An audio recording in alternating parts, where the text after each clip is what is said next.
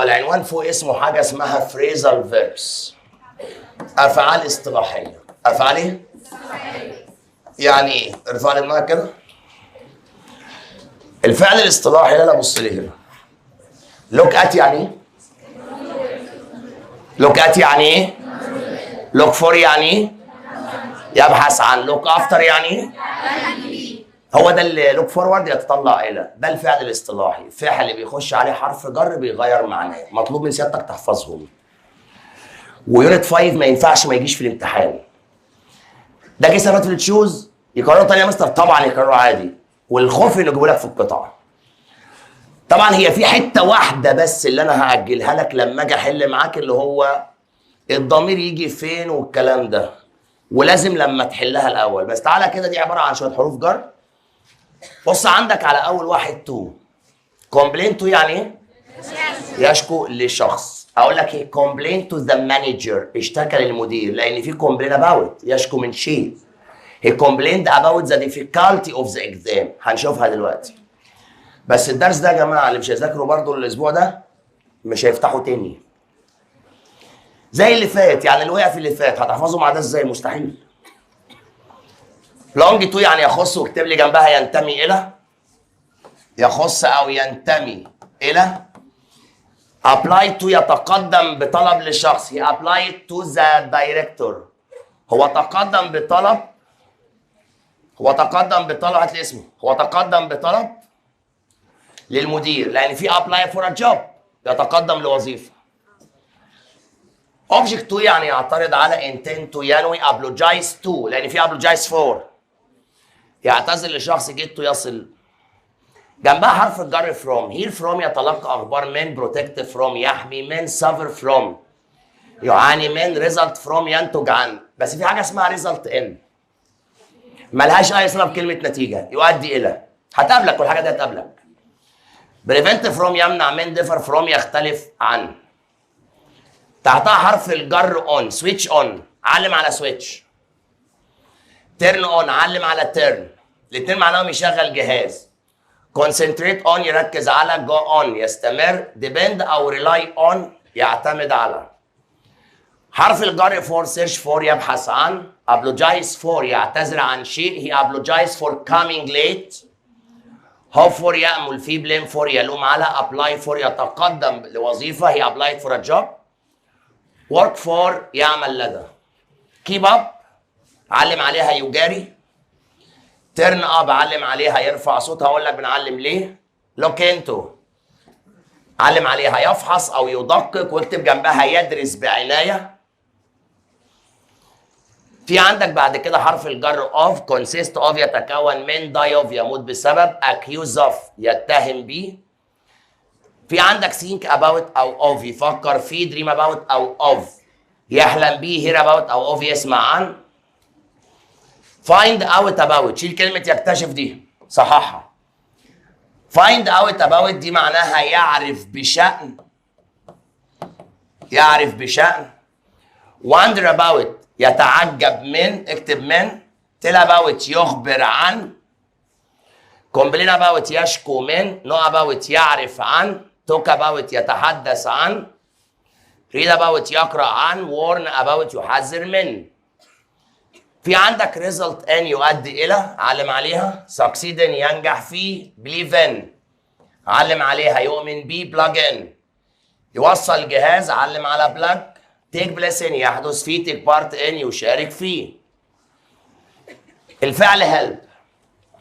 help in أو with يساعد فيه. deal with علم على deal with يتعامل مع. turn down علم عليها يخفض صوت. cut down يقطع شجر. take off علم عليها تقلع طائرة. laugh at يسخر من.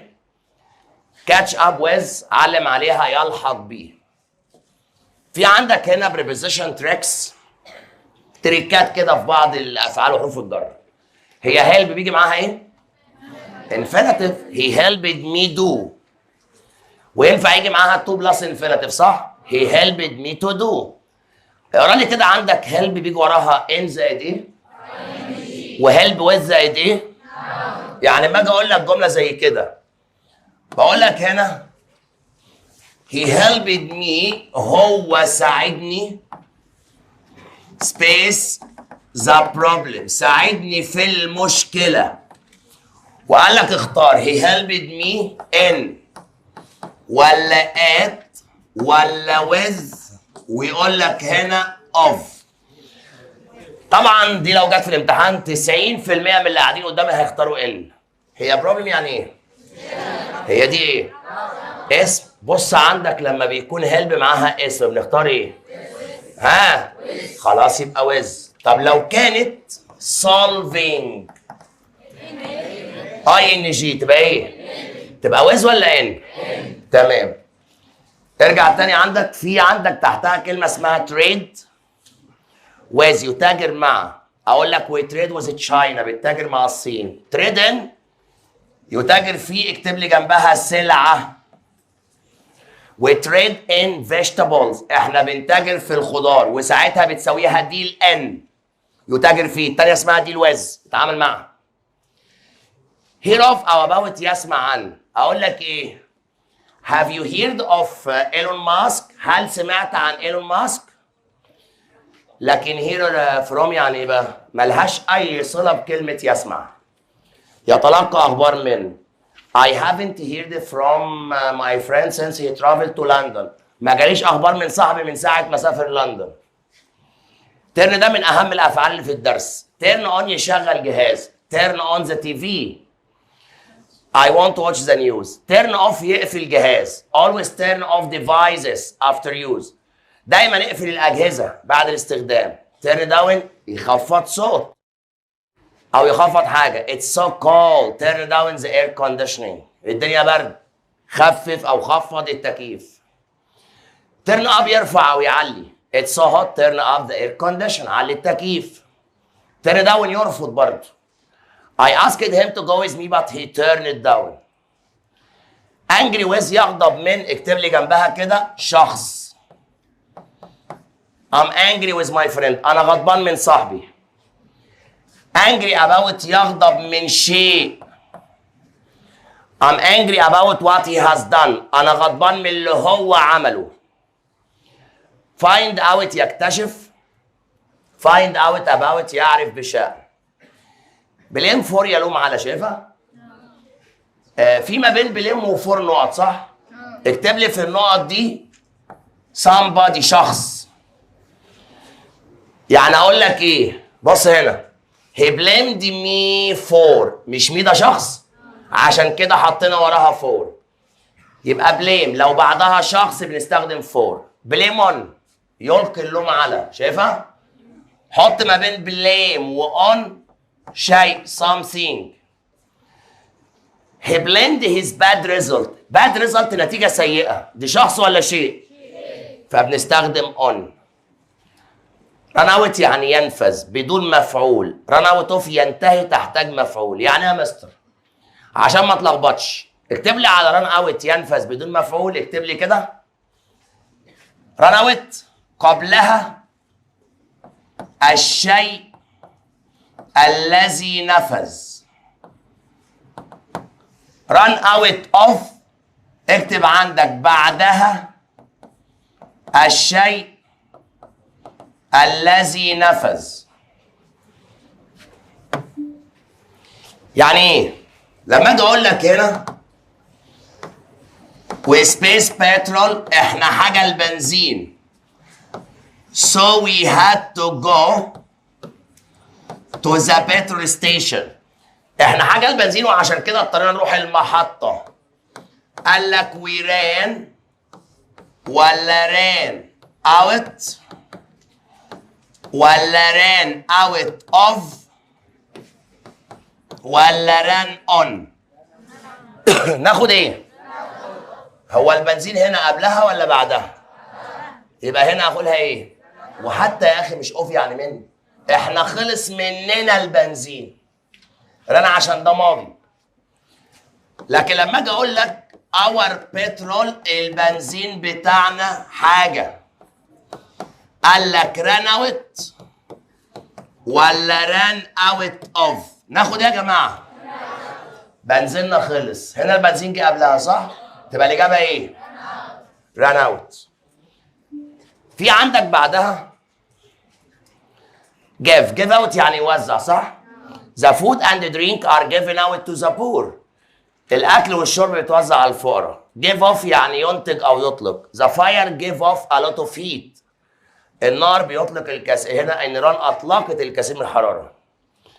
give up يعني يقلع عن هنا give up smoking مثلا أو يستسلم. never give up لا تستسلم whatever hardships you face مهما كانت صعوبات. بس هنا يستسلم يعني ايه؟ اكتب جنبها معناها كده فوقيها ييأس، مقصود بيها هنا ييأس. امال يستسلم للشرطه يعني ايه؟ اكتبها عندك كده given اللي هي بتساوي كلمه اسمها surrender، دي معناها يستسلم للشرطة. Finally the criminal given، في النهاية المجرم استسلم. في عندك give away يتبرع. طيب دول كده بعض الأفعال الاصطلاحية. دول إيه؟ لو ضفنا عليهم الورقة اللي معاك، الورقة دي بص لي كده، يبقى كده برضو معاك بعض الافعال الاصطلاحيه. برضو بعض يا مستر. ارجع لي كده في الكتاب. لا ثواني اخر صفحه كنا عندها. في عند حضرتك في الصفحه اللي بعدها دي. لا ثواني. الدرس ده على وجه التحديد مستحيل تلاقي كتابين في مصر فيهم نفس الحاجات. ليه بقى؟ الافعال الاصطلاحيه اللي في اليونت نفسه يطلعوا 15 مثلا فعل ولا حاجه.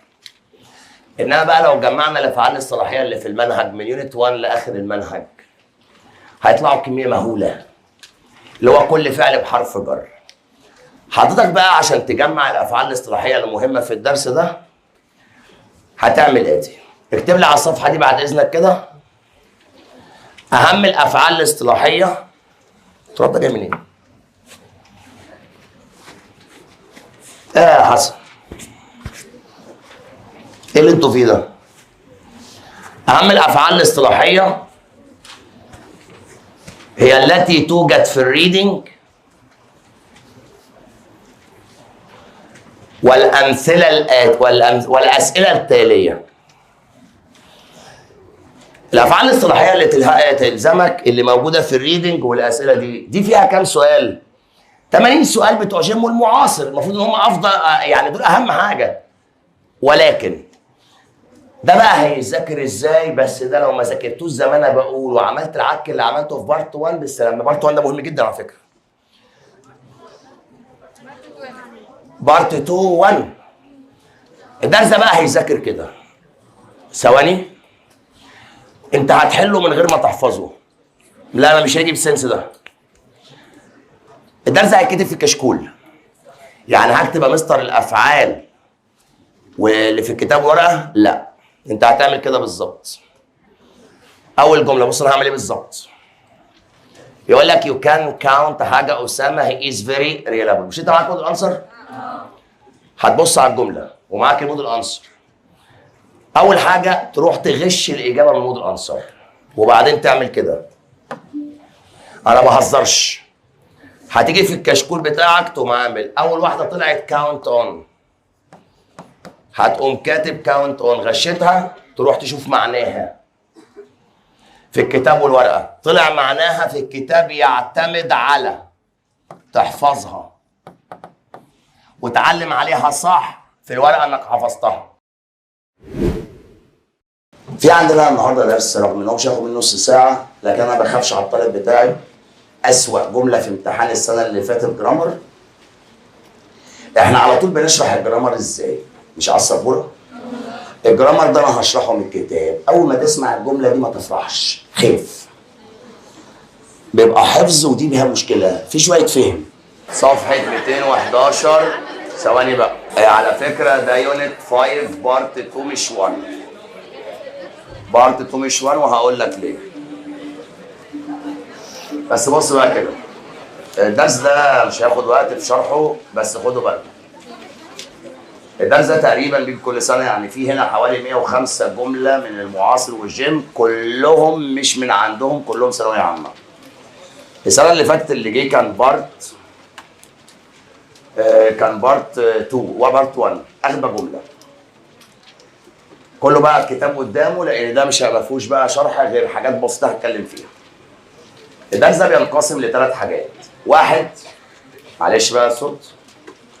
واحد، افعال دائما وراها تو المصدر. اتنين، افعال دائما وراها اي ان جي. ثلاثة بقى افعال فيها ملاحظات. بس خد بالك، لو عينك ما مشيتش معاها في الكتاب مش هتحل حاجة. اول حاجة عندك في 211 الجدول الاولاني هتلاقي مكتوب عليه، يلا كده، الافعال الاتية ياتي بعدها ايه؟ تو المصدر. تو اللي هي اجري. ارفع كده معاك ده صحيح. اجري يعني ايه؟ ديسايد يعني ايه؟ ارينج يعني ايه؟ مشكلة الدرس ده مش ان الكلمات انت مش عارفها، ليه مشكلة تانية خالص. استاذنكم كده جميعا، تعالى على الجدول ده كده واكتب لي من فوق حرف الاي. كده بص هنا كده، اكتب لي على الجدول ده حرف الاي، هتفهم ليه. طيب يبقى اول جدول ده، اول جدول كتبنا عليه حرف الاي، دي افعال دائما بعدها تو والمصدر. هات لي عندك صفحه 213 اخر جدول عندك في الصفحه، شايفه؟ بيقول لك هنا افعال ياتي بعدها مفعول ثم تو والمصدر، مش كده؟ اللي هي عندك ادفايس والله والكلام ده. اكتب لي برضو عليها حرف الاي. يعني ايه مفعول ثم تو المصدر؟ بص لي كده. احمد نصح علي ان يذاكر. نركز هنا، احمد ده الفاعل، ادفايزد ده الفاعل، علي مفعول ثم تو.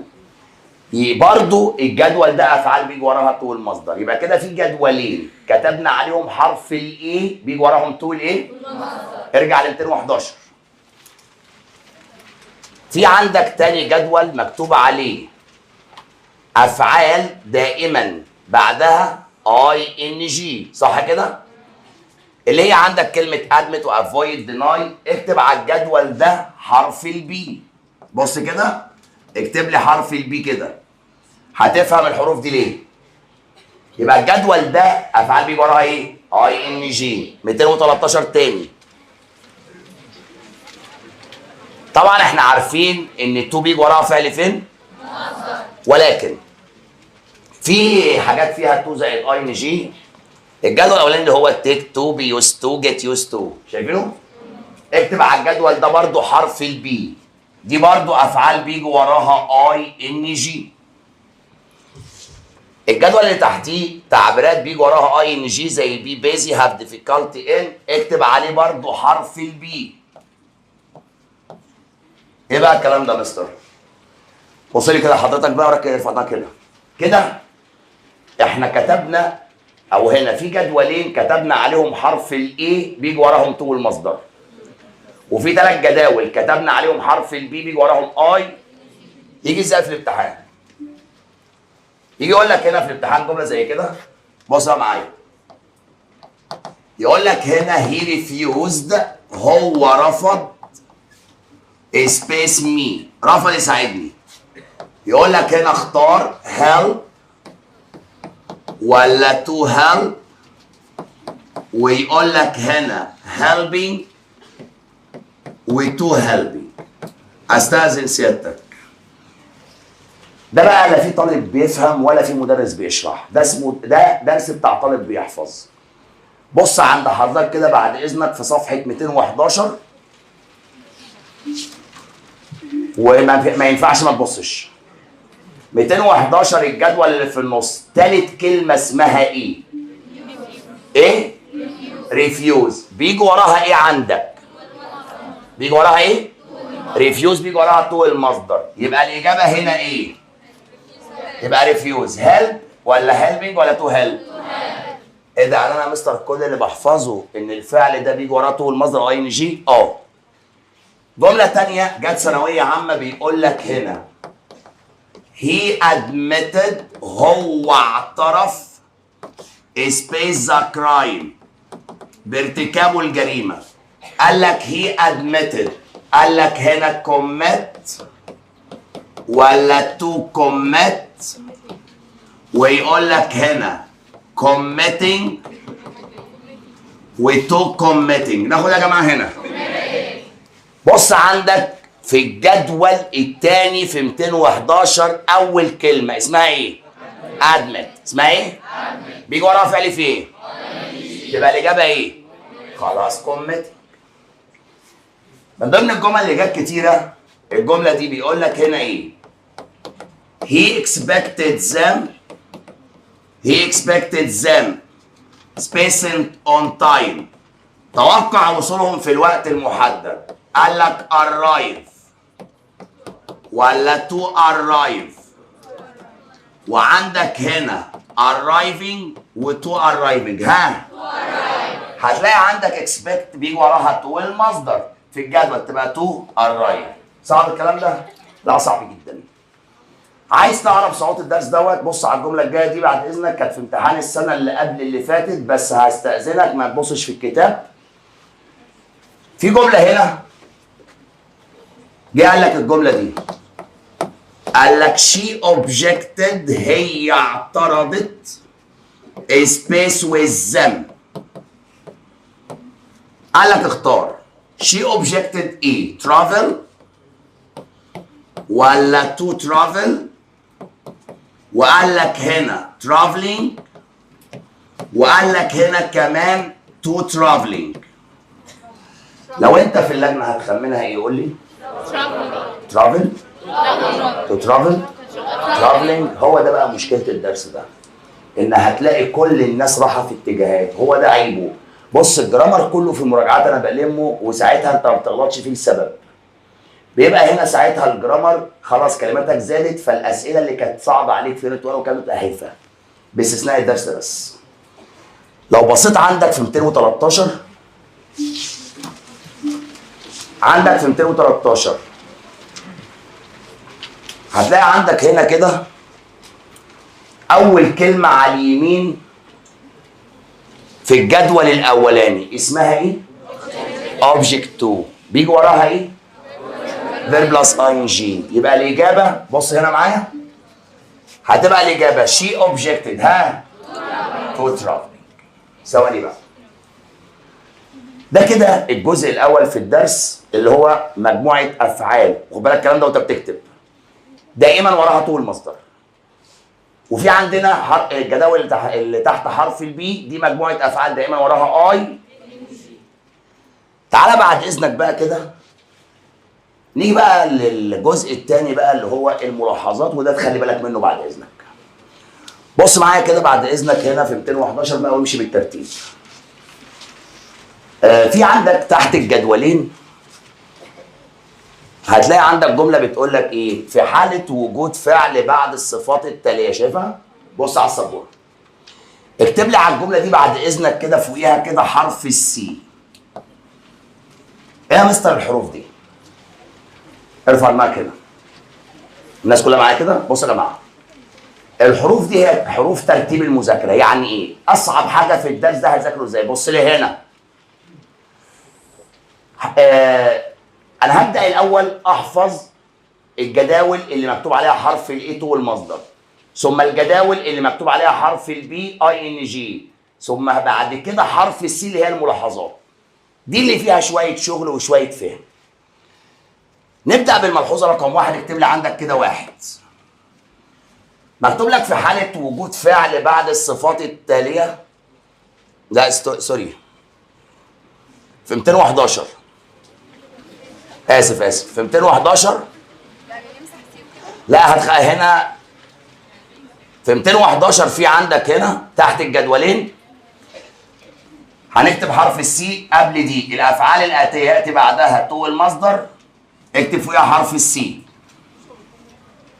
او فعل مضاف له اي ان جي. شايفها؟ اكتب قبلها كده. دي الملحوظه رقم 1. اكتب 1. استاذنك كده اعمل لي دايره هنا على الاي ان جي. الافعال الاتيه ياتي بعدها تو المصدر او فعل مضاف له اي ان جي. اعمل لي دايره كده على الاي ان جي. الافعال دي اللي هي ايه يا جماعه؟ هيت ولاف ولايك وبريفير. ارفع دماغك، مش هتفهم حاجه بقى كده من الكتاب خلاص. الاربع افعال دول في جميع الكتب بيتقال لك بيجي وراهم تو المصدر او اي ان جي بدون اختلاف في المعنى. لا، هو في اختلاف في المعنى بس اختلاف بسيط قوي. اللي هو ايه؟ استاذن جميع الناس معايا هنا، مفيش حاجه في الكتاب تتفهم. وليكن هناخد منهم الفعل لايك ده. هقول لك بيجي وراه تو المصدر او فيرب بلس اي ان جي مع اختلاف بسيط في المعنى. ايه الاختلاف؟ الافعال الاربعه دي لو جه وراها تو يبقى المقصود بيها ناو الان. لو جه وراها اي ان جي يبقى المقصود بيها ان جنرال بوجه عام. يعني يا مستر هي لايك يعني يا جماعه؟ ردوا.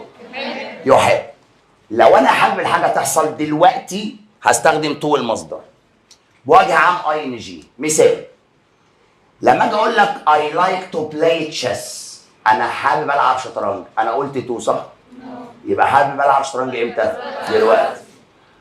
الراجل ابو كامل انت جايب 50 في الامتحان؟ فمش محتاج تسمع الشرح. ما انا بتفرج عليكم النهارده عشان المره الجايه اوزع درجات. سيبها. I like to play chess. تو يبقى انا عايز العب امتى؟ دلوقتي. لكن لما اجي اقول لك I like playing chess بحب لعب الشطرنج يبقى دلوقتي ولا بوجه عام؟ يعني انا مثل الاربع افعال دول لو جه وراهم تو يبقى انا عايز الحاجه دلوقتي، وراهم اي ان جي يبقى بوجه عام. رد عليا في الجمله الجايه دي يلا. I love to eat chicken. انا حابب اكل فراخ. I love to دلوقتي. I love eating chicken بحب اكل الفراخ دلوقتي ولا بوجه عام؟ تمام. ولكن دي ما يلعبش فيها في الامتحان لانها في معظم الكتب مكتوبه الاثنين بيساووا بعض. انت علمت عملت دايره على ايه؟ على الاي ان جي. انت عملت دايره هنا على الاي ان جي. استاذنك بقى لما تجي لك في الامتحان بتاع دي الاربع افعال دول هتختار الاي ان جي. تختار ايه؟ اي ان جي. الا لو لقيت كلمه ناو، بس ده نادرا. هتختار لو لقيت ناو الان تاخد تو. طيب تحتها ملحوظه بتقول لك ايه؟ ولكن لاحظ انه اذا استخدم would قبل الافعال السابقه ياتي بعدها تو المصدر. احنا اتفقنا الافعال دي بيجي وراها ايه؟ اي ان جي، بس لو قبلها would هناخد تو المصدر. يعني يجي يقول لك هنا ايه؟ بص معايا هنا. لما اجي اقول لك I like انا بحب وقال لك اختار read ولا to read، ويقول لك هنا reading ويقول لك to reading. ناخد ايه يا جماعه؟ احنا قلنا الافعال دي وراها اي تبقى الاجابه ايه؟ خلاص reading. لكن لما اجي اقول لك I'd like، لما اجي اقول لك هنا I'd like space I'd like ايه؟ قال لك هنا read ولا to read ولا reading ولا to reading؟ ها هناخد ايه؟ في هنا want قبل like يبقى هستخدم to. بص بقى كده لازم تفصل لي ما بين الثوابت. انا عندي اول حاجه الافعال اللي كانت تحت حروف A و B دي خلاص دايما اي ان جي او تو المصدر. الافعال دي اللي فيها شغل يبقى انا عارف لايك مش عارف بريفير، الحاجات دي وراها اي ان جي، في قبلها وود يبقى بعدها تو. طيب نيجي للملحوظه اللي بعدها. اكتب عليها رقم 2. مكتوب لك هنا ايه؟ الافعال الاتيه ياتي بعدها تو المصدر او فعل مضاف له اي ان جي بدون اختلاف. فين؟ اللي هو الفعل الكونتينيو. بس قبلهم صحيح كده عشان في حاجه في اللي قبلها. اجي اقول للطالب يعني ايه ايد لاف يقول لي احب. لا، احب اسمها اي لاف. اقول له اي لايك يعني ايد لايك يعني ايه؟ يقول لي احب. لا يا حبيبي، بعد اذنك كده في المثال اللي هنا لما تيجي تقول ايد لاف تو ترجمها عندك اود ان، جنبها I'd like to أريد أن. يبقى I'd love to أود أن و I'd like to معناها أريد أن. نرجع لرقم 2. الافعال الاتيه ياتي بعدها تو المصدر او فعل مضاف له اي ان جي بدون اختلاف فين؟ اللي هما الفعلين دول كونتينيو يستمر، ستارت يبدا. بص لي لما نكون باصين في الكتاب هنبص مفيش كتاب تبص لي. لما اجي اقول لك بدات اذاكر ينفع اقولها I started to study او I started studying، الاثنين صح. يعني لو جات لي ستارت في الامتحان يا مستر اختار ايه؟ تو المصدر او اي ان جي. طب لو جاب لي الاثنين في الاختيارات يا مستر يبقى هيقول لك لازم تختار ايه وبي الاثنين، يبقى الفعلين دول وراهم تو المصدر او اي ان جي. الملحوظه اللي بعدها في عندك كلمه بريفير صح؟ معناها ايه؟ اكتب عليها افضل. وراها فعل في اي ان جي صح؟ ثم تو اي ان جي. اكتب لي جنبها كده، بص هنا كده على يمينها اكتب عليها الملحوظه رقم 3. يجي يقول لك ايه؟ بص على السبوره كده. يقول لك هنا I prefer افضل reading القراءة to space TV عن مشاهدة تلفزيون. قال لك اختار to watch ولا to watching ولا to watch it ولا to watches. ففي طالب يقول لك تو بيجي وراها مصدر. بص عندك بعد اذنك هي بريفير بيجي وراها ايه؟ اي ان جي ثم تو ايه؟ يبقى الاجابه هنا واتش ولا واتشنج؟ تمام. الملحوظه اللي بعدها اكتب عليها كده بعد اذنك 4. اكتب على يمينها كده 4 اللي هو الجدول ده. بس الاول كده انت عندك في هنا كلمه هاد بيتر يعني ينبغي، ليت يعني يسمع، وود رازر يفضل، ميك صححها خليها يجعل. اكتب لي جنب الجدول ده بص لي كده على يمينه اكتب لي كده بلس انفينيتيف. الجدول ده بيجي وراه الانفينيتيف المصدر. يبقى الكلمات دي هات بيتر وليت وود رازر الحاجات دي بيجي وراها الفعل فين؟ يجي في الامتحان يقول لك ايه؟ بص الجمله دي. يقول لك هنا I'd rather افضل space with them الذهاب معه.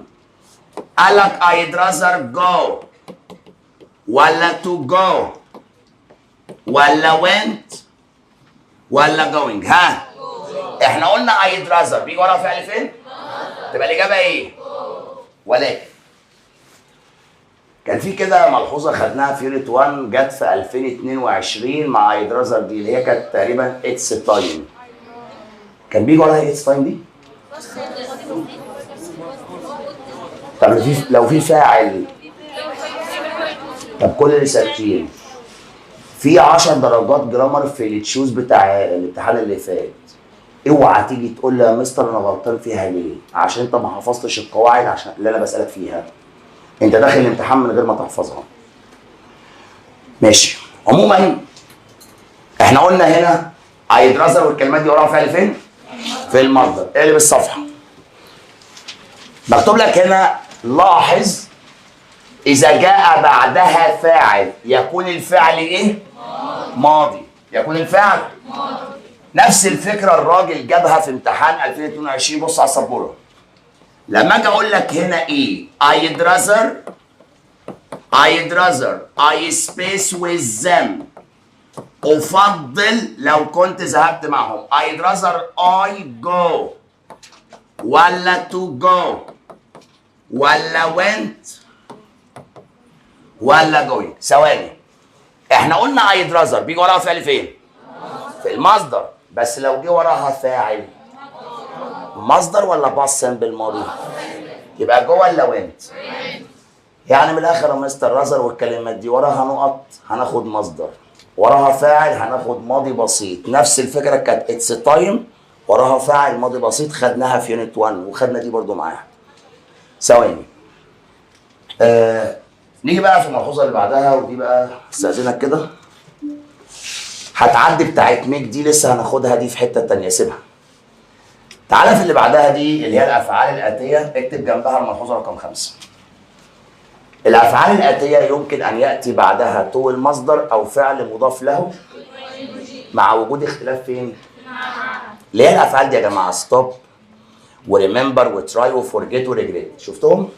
بص لي هنا، اي حاجه قبل الخمس افعال دول لو انت حافظها من غير مدرس هتحلها صح.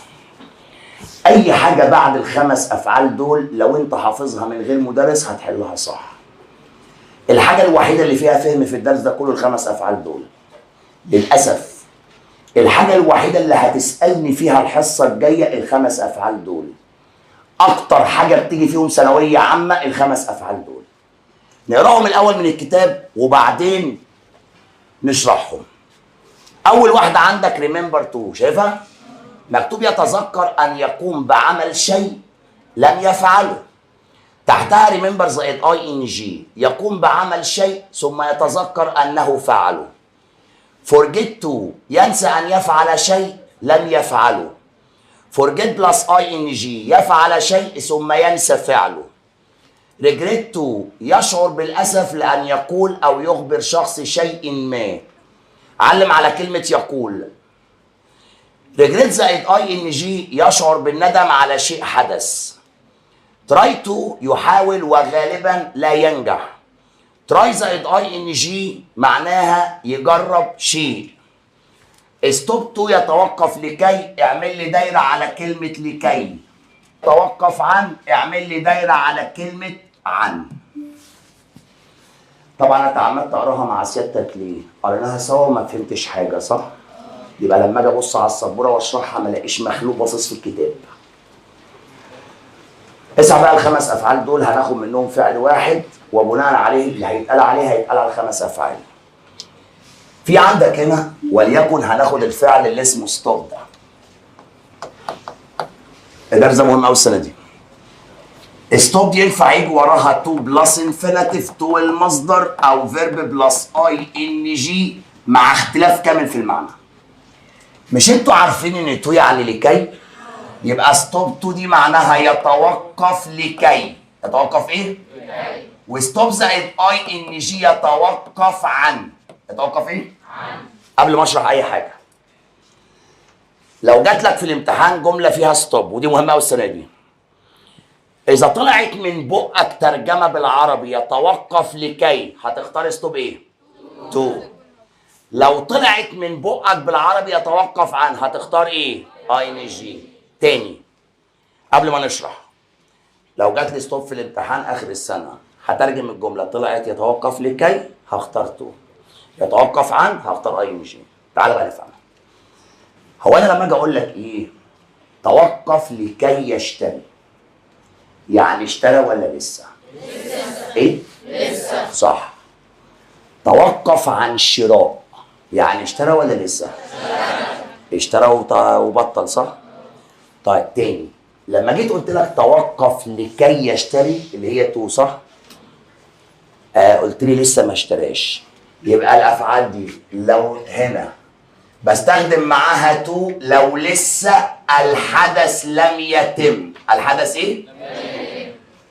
توقف عن شراء يعني اشترى ولا لسه؟ ايه؟ اشترى. الافعال دي معاها اي ان جي لو الحدث تم.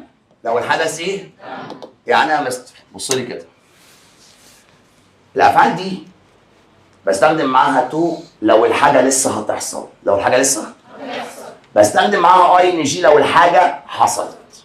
طيب لما اجي اقول لك اسمع الامثله دي كويس قوي. he stopped to buy cigarettes. توقف لكي يشتري سجاير. اشترى ولا لسه؟ لسه.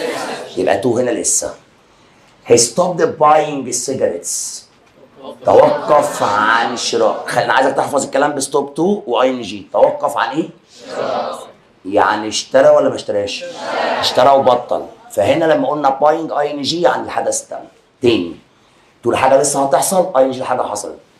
طب اسمع الجمله دي عشان كلكم هتترجموها غلط. لما اجي اقول لك I forgot to close the window، نسيت اقفل الشباك. قفلته ولا لسه؟ يبقى تو لسه. ترجم الجمله الجايه دي I forgot closing the window، نسيت. لو قلتها نسيت اقفل الشباك يبقى لسه ما اتقفلش.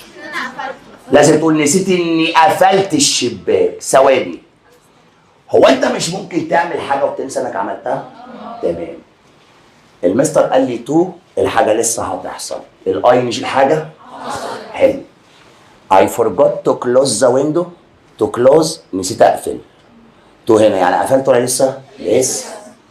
I forgot closing في اي ان جي. المستر قال لي يبقى الحدث تم.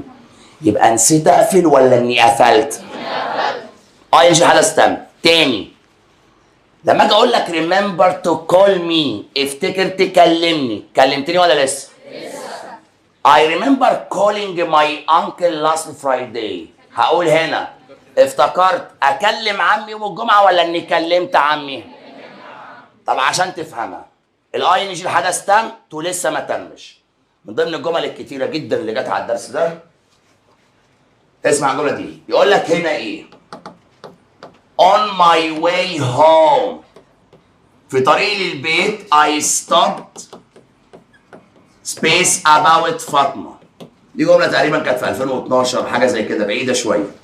في طريق البيت توقفت حاجه عن فاطمه.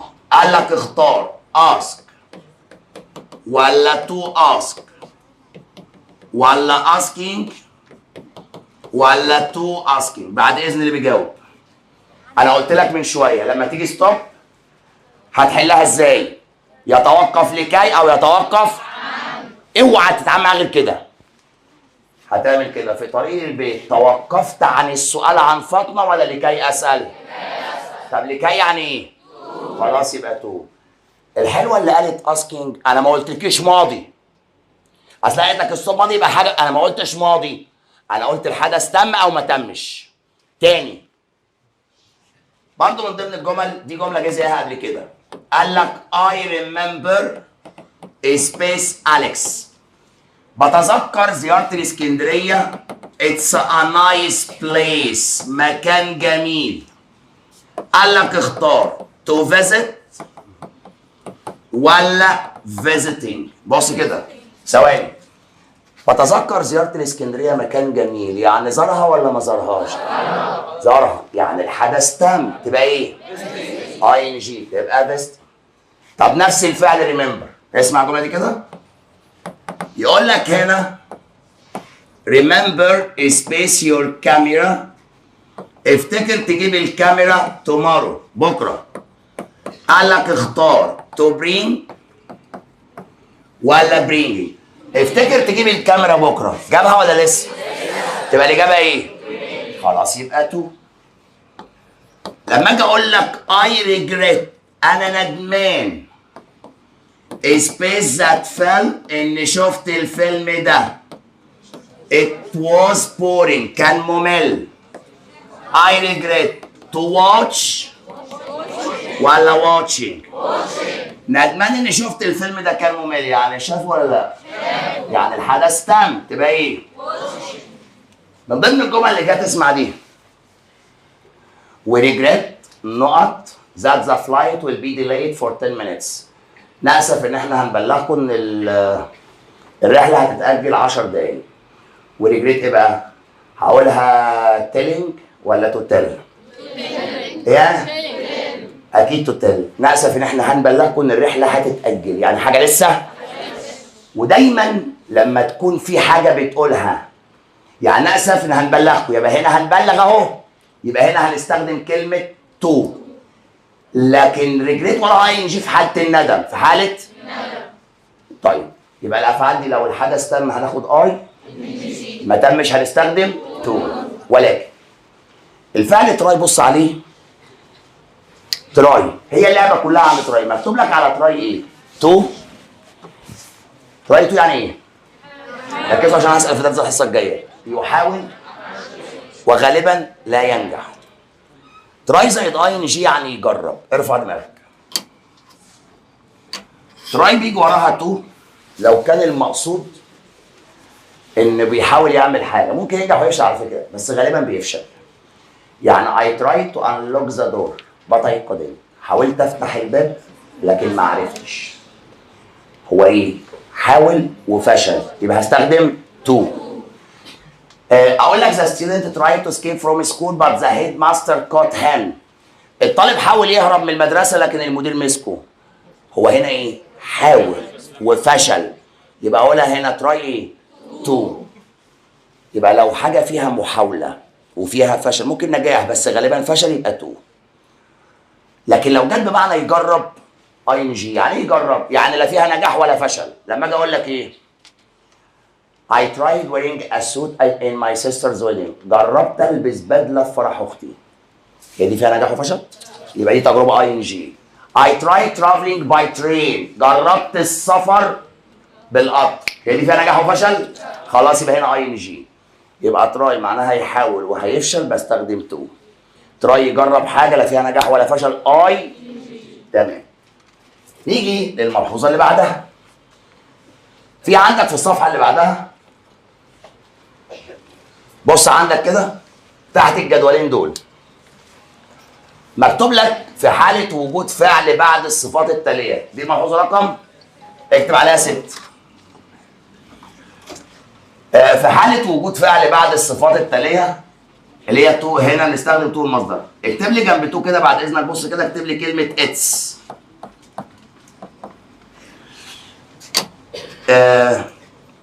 بص لي هنا، اتس وراها صفه بنستخدم تو. بالعقل كده انت بتقول اتس difficult study ولا تو study؟ اتس هارد جو ولا تو جو؟ يبقى انا عندي اتس وراها صفه بستخدم تو والمصدر. اللي بعدها في حاله وجود فعل بعد ادوات الاستفهام، اكتب عليها 7. بنستخدم تو والمصدر. يعني لو جه عندك الاتي، بص كده، عارفين اداه الاستفهام اللي هي اين وكيف ومتى والحاجات دي؟ لو جه وراها فعل على طول تو المصدر. يلا، كيف تذاكر؟ كيف اداه استفهام، تذاكر ده فعل صح؟ يبقى هاو ستادي ولا هاو تو ستادي؟ اين تذهب؟ اين اداه استفهام؟ تذهب فعل، وير جو ولا وير تو جو؟ نيجي للملحوظه اللي بعدها اللي بالصفحه عندك. الملحوظه ده يا جماعه، الدرس دوت مفيش ملحوظه هنا ما جاتش فيه ثانويه عامه الا الملحوظه دي، واتمنى انها ما تجيش. لا مستر صعبه، لا هي سهله، بس مفيش ولا سؤال عليها في اي كتاب في مصر، ولا كتابي ولا غيره. للاسف الشديد الدرس دوت الكلمه اللي مش هتحل عليها لو جت اخر سنه هتحلها غلط. طب نفهمها الاول. اكتب عليها كده رقم كام دي؟ 8. الافعال الاتيه يستخدم بعدها المصدر. اعمل دايره على المصدر ليدل على اننا شاهدنا او سمعنا الحدث بالكامل. اعمل دايره على الحدث بالكامل. وياتي بعدها الفعل مضاف له اي ان جي. اعمل دايره على الاي ان جي ليدل على اننا سمعنا او شاهدنا جزء من الحدث. اعمل دايره على جزء من الحدث. الافعال دي اللي هي هير وسي ونوتس واتش. بص لي بقى، اكيد مش مكتوب حاجه تفهم بيها من عندك. الافعال اللي هي يسمع ويشاهد دي ويلاحظ، لو المقصود ان انا سمعت الحاجه كامله وراها مصدر. سمعت او شفت جزء من الحدث اي ان جي. يعني حضرت حفله عمرو دياب وسمعته بيغني بس ما سمعتش اخر اغنيه. حضرت الحفله كلها ولا جزء منها؟ يبقى هستخدم ايه؟ اي ان جي. بصوا ازاي؟ I heard عمرو دياب singing. اي ان جي. طب حضرت حفله عمرو دياب وسمعته بيغني وقدرت اتصور معاه بعد الحفله. يبقى معنى كده هنا انا سمعت جزء من الحفله ولا كلها؟ يبقى هستخدم فعل فين؟ طب اسمعها كده. مصدر، يبقى هقول I heard عمرو دياب sing. يا شاطر، sing بس، لا هي sings ولا to sing. يبقى الافعال دي لو المقصود الحاجه كامله مصدر، جزء منها اي ان جي. رد عليا في الكلام ده. انا شفت المباراه بس ما عرفتش النتيجه انتهت كام. ايه؟ اي ان جي. شفت المباراه وكنت فرحان قوي لما فرقتنا كسبت. مصدر. اللي بعدها اللي كانت اول جمله في امتحان 2022، اكتب عليها 9. نستخدم تو بلس انفينيتيف مع الكلمات دي. ذا فيرست، ذا سكند، ذا لاست، ذا نيكست، واكتب جنبها كمان ذا اونلي خدناها قبل كده، وذا بيست. الكلمات دي بيجي وراها طول مصدر. اول جمله في امتحان 2022 كانت بتقول لك ايه؟ وقال لك اصلا مش المنهج. قال لك he was the only one. he was the only one. وقال لك اختار answer answering to answer هتبقى ايه؟ to answer. الكلمات دي معاها طول المصدر. عارفين كان وكود وشال وشد؟ هي الافعال الناقصه بيجي وراها ايه؟ مصدر. مش سامع؟ مصدر. اهي عندك تحتها اهي، اكتب عليها 10. عندك الافعال المصدر والحاجات دي بيجي وراها مصدر. 11 الفعل هيلب بيجي وراها يا مصدر يا طول مصدر. بص لي كده، هو ساعدنا ذاكر. he helped me study او to study. يبقى help بيجي وراها مصدر او to. اخر ملحوظه، انت مش هتغلط في الدرس ده غير في بتاعه ستوب والحاجات دي. ليه؟ لانك هتذاكرها طبعا قبل ما تجيب 3 ساعات. هتعرف تمن ده في الامتحان اللي فات. ودي لان سيادتك دي مش هتكون وصلت لها. دي لما جت في امتحان التجربه السنه اللي فاتت ناس غلطت فيها، جت ثانويه عامه قبل كده ناس غلطت فيها. ارفع دماغك وجاوبني الجمله دي الاول وبعدين نحل. يلا. في فعل كده كلكم عارفينه. لما اجي اقول لك اي ادفايس، اي ايه؟ ادفايس. اختار ستادينج ولا تو ستادي؟ تو ستادي. طبعا لان ادفايس دي وراها تو ايه؟ مصدر. لا الاجابه ستادينج. انا تعمدت اقولها لك قبل ما نتكلم فيها. الملحوظه الاخيره دي رقم 12 بيقول لك هنا ايه؟ الافعال الاتيه ياتي بعدها اي ان جي في حاله عدم وجود مفعول، وياتي بعدها تو المصدر في حاله وجود مفعول. اللي هم الافعال دي ادفايس والاو والكلام ده. تيجي ازاي في الامتحان؟ بص الجمله دي يقول لك he allowed me، هو سمح لي not early، اغادر مبكرا. قال لك هنا leave ولا to leave ولا leaving ولا left؟ ثواني. he allowed me هو سمح لي. مين الفاعل هنا؟ هو. والفعل allow والمفعول. هي الافعال دي لو وراها مفعول بنختار ايه؟ تو المصدر. دي اي حد هيحلها عادي. اللي جابها بقى كانت بتقول ايه؟ قال لك هنا the teacher المدرسة never allows space in her class، لا تسمح بالكلام فصلها. قال لك اختار to talk ولا talking. طبعا هنا في اسئله allow to. بعد اذنك دي كلمه allow صح؟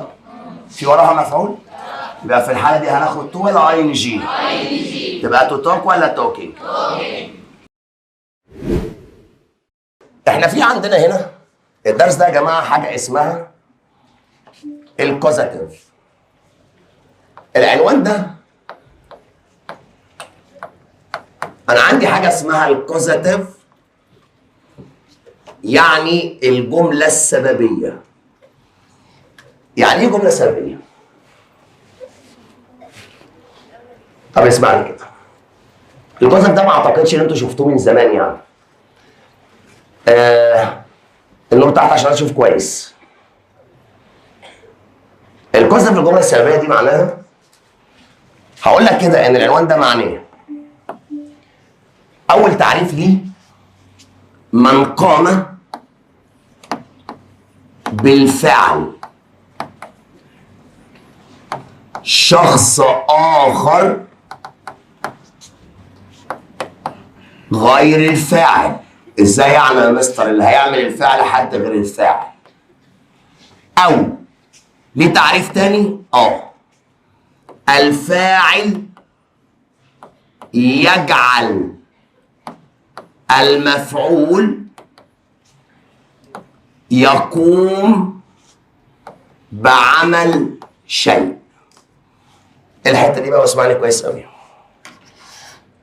يعني ايه ازاي يعني اللي عمل الفعل حد غير الفاعل؟ لما اجي اقول لك ايه؟ احمد ذاكر الدرس. مين الفاعل هنا؟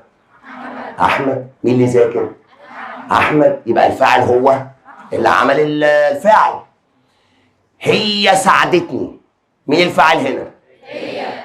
ومين اللي ساعدتني؟ هي. يبقى الفاعل هو اللي عمل. مش ده الطبيعي؟ ازاي بقى يبقى الفاعل مش هو اللي عمل الفعل؟ لما اجي اقول لك ايه؟ صاحبك بيكلمك، انت فين يا عم؟ انا عند الميكانيكي. بتعمل ايه؟ انا بصلح العربيه. انا ايه؟ اللي مش هيفهم مش هيفهم الدرس. انا بصلح عربيه. هو مين الفاعل هنا في الكلام؟ انا. بس مين اللي بيصلح؟ الميكانيكي، صح؟ يبقى انا الفاعل قولا، بس هل انا اللي عملت الفعل؟ ده اللي اسمه كوزاتيف. ذاكرت يا ابني الاسبوع ده؟ مستر والله العظيم مش عارف اذاكر. ليه يا حبيبي؟ الدنيا مقلوبه عندنا في البيت. اصل احنا بندهن شقتنا. احنا ايه؟ مين الفاعل هنا؟ بس مين اللي بيدهن؟ احنا ولا النقاش؟ يبقى احنا الفاعل قولا، بس مش احنا اللي عملنا. بقول لك كنت فين امبارح؟ كنت عند الكوافير يا مستر. عملت ايه؟ انا قصيت شعري. لما تقول انا قصيت شعري عند الكوافير، هو انت اللي قصتي بايدك؟ يبقى انت الفاعل ككلام انا، لكن مين اللي عمل الكلام ده؟ حلو بقى. طب انا هعمل ده ازاي؟ لو انت جيت تقول كده، بص كده معايا. لو انت قلت الجمله دي، لو قلت ايه؟ I repaired the car، يعني ايه؟ عارف معنى ايه؟ ان انا الميكانيكي. ما انا الفاعل كده. لما تقول I cut my hair، قصيت شعر، يعني مين اللي عمله؟ طب عشان اقول بقى انا اللي صلحت العمل، بس مش انا اللي صلحتها، الميكانيكي. بص كده، الفعل الوحيد ده مهم جدا السنه دي. الفعل الوحيد اللي يقول ان الفاعل ده مش هو اللي عمل الفعل، عارف ايه هو؟ الفعل يجعل. الفعل ايه؟ بص كده الجمله دي، انا جعلت احمد يذاكر. مين الفاعل؟ الفعل جعلت. احمد المفعول. مين اللي هيذاكر؟ احمد. انا ولا احمد؟ احمد. يبقى انا الفاعل، بس اللي هيذاكر مين؟ صح. ما هي كلمه يجعل دي الوحيده اللي تقول ان اللي عمل الحاجه حد تاني. انت بتقول هنا ايه؟ انا خليت صاحبي يكلم ابويا. هو مين اللي اتكلم؟ صاحبي. حلو قوي. يبقى اول حاجه كده ركز معايا، في الاخر هتلاقيه سهل قوي. احنا اتفقنا ان كلمه كوزاتيف معناها ان اللي عمل الفعل حد غير الفاعل. حد غير اللي هو المفعول. وهعرفها ازاي او هعملها ازاي؟ عن طريق كلمه يجعل. عن طريق كلمه يجعل. طب قول لي الجمله الجايه دي. انا جعلت احمد يذاكر. قولها لي كده. انت عارف يجعل ميك، صح؟ جعلت ماضي. ها؟ اي ميك احمد ستارت، صح. اي الفاعل، ميك جعلت، احمد المفعول، ستارت يذاكر. مين اللي هيذاكر؟ احمد. تمام. مش باينه كده انا جعلت احمد يذاكر ان اللي هيذاكر احمد؟ حلو. طيب في حاجه تانية بمعنى يجعل غير كلمه ميك؟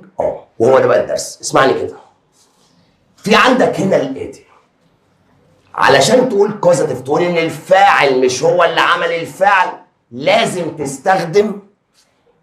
في عندك هنا هكتب كده كلمه اسمها اكتف، اللي هو معلوم، سيبك منها دلوقتي. حضرتك هنا عشان تقول الفاعل مش هو اللي عمل الفعل هتستخدم التركيبه دي. هتيجي بعد الفاعل وهتستخدم كلمه يجعل اللي هي هاف بتصريفاتها. هاف، هاز، هاف. ايه ده يا مستر؟ هاف يملك معناها يجعل؟ امتى؟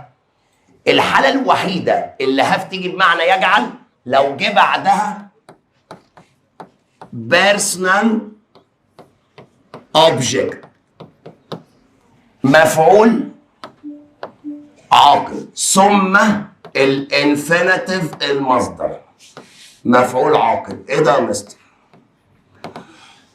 استاذنك كده. هو انا لما اقول لك اي هاد علي هترجمها انا امتلكت علي ولا جعلت علي؟ يبقى انا عندي حضرتك كده هاف دي تيجي بمعنى يجعل في حاله واحده بس، لو وراها مفعول، وفي الحاله دي بيجي وراها فعل فين؟ في المصدر. طب في حاجه تانية بمعنى يجعل؟ عندك التركيبه الثانيه اللي بمعنى يجعل، مش عامل الترتيب في الاخر هتلاقيه سهل. السبجكت الفاعل، ثم الفعل جت. جت جت جت. ايه ده يا مستر؟ مش دي معناها يحصل على؟ بتيجي بمعنى يجعل في حاله واحده بس، لو جه بعدها البيرسونال اوبجكت، المفعول العاقل. بس هنا بقى هيجي وراها ايه؟ تو بلس انفينيتيف. تو المصدر. قول لي كده اي جوت علي، هترجمها انا حصلت على علي ولا جعلت علي؟ يبقى هاف وجيت لو وراها مفعول عاقل هنا معناها يا اما يجعل يا اما يقنع. يجعل او يقنع. طيب استاذنك كده، انا عايز اسمع منك الجمله دي. قول لي كده انا جعلت علي يذاكر. قول. لا قولها لي من اللي انت عارفها. ميك اي ميك علي ستارت. صح كده؟ طب نقولها بهاف بقى وجيت، ما هو الاثنين معنى جعل. اسمعها منك. انا جعلت علي يذاكر، اسمعها بس بهاف. اي ماضي اي ايه؟ هاد علي فعل في المصدر، يبقى اي هاد علي ايه؟ صح. طب عايز اقولها بجت. يلا. اي ماضي يبقى جوت. ها علي استادي ولا تو ستادي؟ طب استنى بقى الحته دي. يبقى انا كده هنا في الجزء ده بناء على اللي احنا قلناه ده خلاص انا عرفت ان كوزاتيف معناها ان الفاعل مش هو اللي عمل الفعل. بستخدم هاف وجيت بمعنى يجعل. بس بص كده الجمله دي I had علي ستادي، انا جعلت علي يذاكر. مين الفاعل؟ بس مين اللي هيذاكر؟ يبقى ده اسمه كوزاتيف. الدرس دوت من اهيف دروس الثانويه العامه واصعبها. اسهلها لو عرفته في اللجنه. لو عرفته مشكلته ان الطالب ما عرفوش، اذا عرفته خلاص حليته. طب انا اعرفه ازاي يا مستر في اللجنه؟ لو لقيت هاف وجيت بمعنى يجعل. هاف وجيت بمعنى ايه؟ خلاص يبقى ده الكوزاتيف. يبقى ده الايه؟ مع هاف بستخدم مصدر، مع جيت بستخدم تو. بص الجمل الجايه دي يقول لك هنا في الامتحان جمله زي كده. ادي اول مثال وركز معايا. لما اجي اقول لك mother had her daughter space the flat. بيقول لك هنا mother had her daughter وقال لك اختار sweep ولا to sweep، ويقول لك هنا swept وعندي كلمة اسمها sweeps. sweep يعني يكنس. ثواني. أول حاجة mother had her daughter، الأم امتلكت بنتها ولا جعلت؟ خلاص هاد بمعنى يجعل يبقى ده الكوزاتيف. دي أول حاجة. يبقى أول ما ألاقي هاف وجيت يجعل هو ده الدرس. سيبني أنا مخلص دلوقتي. يبقى mother had her daughter هنستخدم فعل فين؟ تبقى الإجابة إيه؟ يبقى هنا سويب. ايه ده؟ يعني انت عايز تقول يا مستر اول ما الاقي هاف وجيت بمعنى يجعل يبقى ده كوزاتيف، مع هاف هختار مصدر، مع جيت تو المصدر؟ السنه اللي قبل اللي فاتت في الامتحان، ما السنه اللي فاتت عشان كده احتمال يجي السنه بنسبه كبيره باذن الله. السنه اللي قبل اللي فاتت جاب الجمله دي. قال لك هنا he space the plumber، السباك. هو حاجه السباك to fix the pipe، يصلح الماسورة yesterday امبارح. ثواني. هو حاجة السباك يصلح الماسورة امبارح. قال لك اختار مين؟ جعل ولا جيت يجعل ولا هاد جعل ولا جت جعل. ثواني دقيقة واحدة. الجملة ديت لما جت في الامتحان طبعا الناس بقى اللي هي بتحلها كده، هو جعل السباك يصلح الماسوره. طب ما هيميك يجعل كلهم الفعل. بس استنى بقى، هو في هنا ايه؟ حلو قوي. هي ميك بيجي وراها مصدر، خدناها قبل كده وهنقولها تاني النهارده. تنفع؟ هي هاف لو وراها عاقل بيجي وراها هي تو مصدر، هيتبقى جيت وجوت. الناس اللي بتستعجل يقول لك تختار جيت. هو جعل السباك يصلح الماسوره امبارح ده في انهي زمن؟ تبقى جيت ولا جوت؟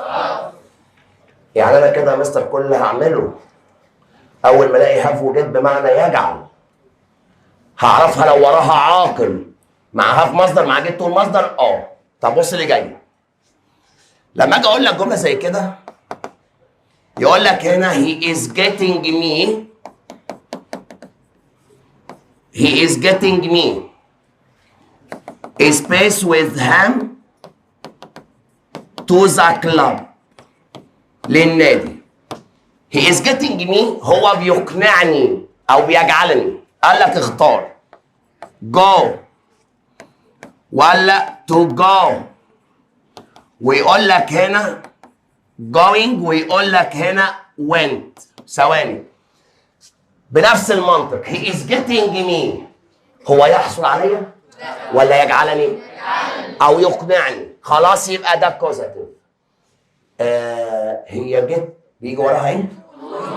تو بلس انفينيتيف، تبقى الاجابه ايه؟ قولوا كده تو جو. طب اسمع الجمله دي كمان. يقول لك في الامتحان she هنا يجيبها لك كده she not her brother اخوها help her يساعدها with her homework في الواجب بتاعها. قال لك اختار. قال لك هنا she will allow هتسمح لاخوها ولا she will get سوف تجعل اخوها ولا will have سوف تجعل ولا have بس. بنفس الطريقه بعد اذنك. هي حاجه اخوها يساعدها، هي تملك تجعل صح؟ allow بيجي معاها تو المصدر. طب في هنا تو يبقى allow ما تنفعش. هي جيت لو وراها عاقل بيجي معاها ايه؟ في هنا تو يبقى دي ما تنفعش. هو في حاجه اسمها شهاب؟ ما تردوا ما تنفعش. تبقى الاجابه ايه؟ يبقى ويل هاف لان هاف بعد ويل مصدر. طيب يعني يا مستر كده من الاخر الحته دي كده كلها ان انا لو لقيت هاف وجيت بمعنى يجعل يبقى ده الكوزاتيف، لان كلمه يجعل بتقول ان اللي عمل الحاجه حد تاني. كل اللي بعمله مع هاف مصدر مع جيت والمصدر. الدرس دوت لو حب يغلس على طالب فيه يربط له درسين مع بعض. ازاي؟ يجيب لك جمله زي كده وركز فيها شويه. يقول لك هنا after he space his sister بعد ما هو حاجه اخته make him tea تعمل له شاي he thanked her. قال لك هنا اختار. اللي بيهم السنه دي اخر مره. دي اخر مره. After he not his sister make him tea he thanked her. انا هخلص درس دوت وهسال فيك وهسال وهوقف ناس تجاوب. لا درس احتمال وجوده في امتحان السنه دي عالي جدا، هوقف ناس وربنا تجاوب. After he قال لك اختار. After he had بعد ما جعل اخته. After he had got after he had after he got بس. استنى بعد اذنك. بعد ما خلى اخته تعمل له الشاي شكرها. his sister milk هو في هنا تو؟ حلو. تنفع هتجت؟ تنفع جت لوحدها؟ هيبقى هاد وهاد هاد. تعال نرجع ليونت 1. هو احنا في يونت 1 يا جماعه قلنا لو انا عندي حدثين في الماضي كان الحدث الاول بيبقى ماضي ايه؟ في كلمه اسمها هاد. كلمه اسمها ايه؟ هاد. يعني بعد ما ذاكرت نمت ايه اللي حصل الاول؟ يبقى ده ماضي تام. يبقى after I studied ولا I had studied؟ I had studied. بعد ما سافرت قابلته ايه اللي حصل الاول؟ يبقى after I traveled ولا I had traveled؟ طب بعد ما جعل اخته تعمل الشاي شكرها. هو ايه اللي حصل الاول؟ عملت الشاي الاول. يبقى ده ماضي ايه؟ يعني في هنا كلمه هاد، ده اللي حصل الاول. هي يجعل يعني ايه؟ هاف، والتوصيف ده بتاعها ايه؟ يبقى هاد الاولى ده الماضي التام ده اللي حصل الاول، وهاد الثانيه التصريف الثالث للفعل هاف اللي بمعنى يجعل. تاني اسمعني كده بعد اذنك كده. انا هنا في عندي كده حاجتين. تعالى كده ناكد حاجه. انا كاتب فوق في العنوان كلمه اسمها كوزا. انتوا هتمشوا اللي جنبك اللي بصراحه جنبي اللي جنبها، بس انا مستخسر اكلمكم وانا بشرح الحته دي، وربنا ما هنكملوا السنه مش الحصه. ومش هسالكم انتوا جايبين كام، لا الاشكال القذره اللي زيكم اكيد درجاتهم زي الزفت.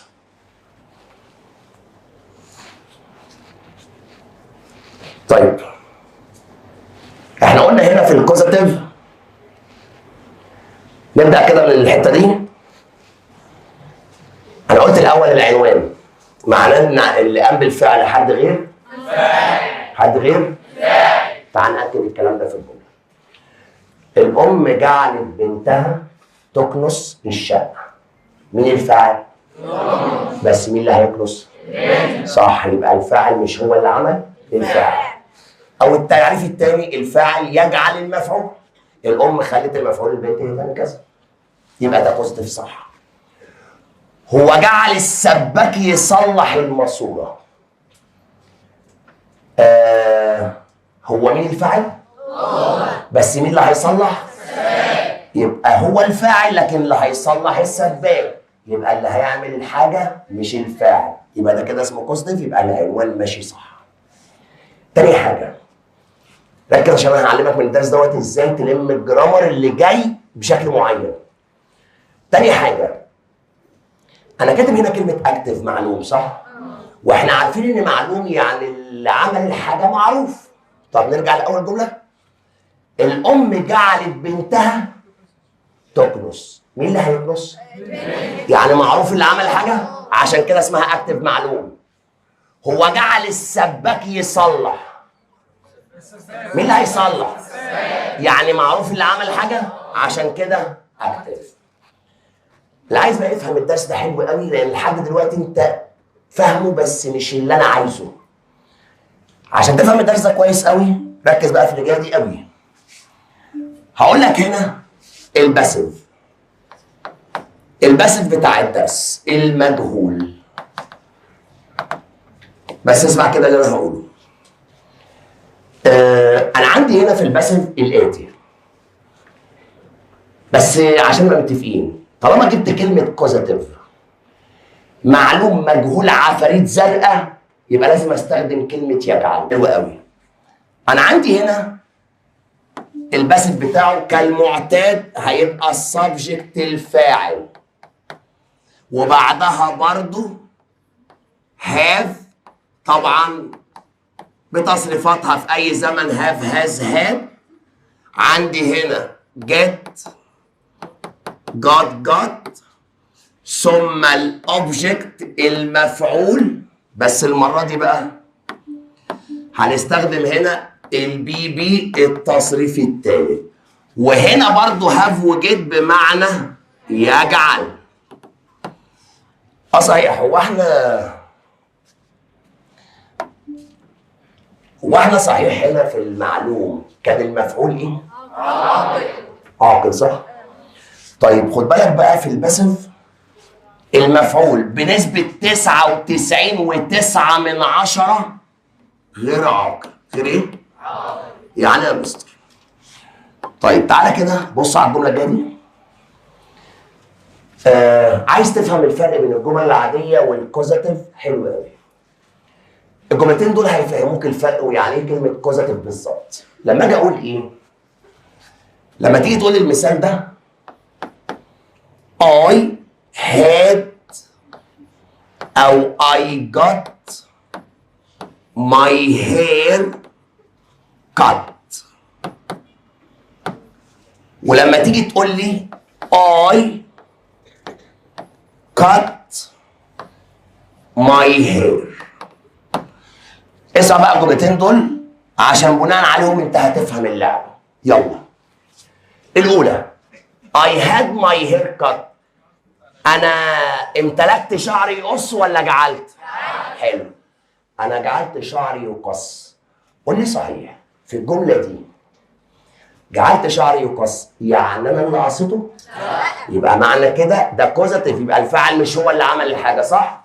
يبقى دي مقصود بيها ان the hair dresser cut it، الكوافير او مصفي الشعر هو اللي قصه.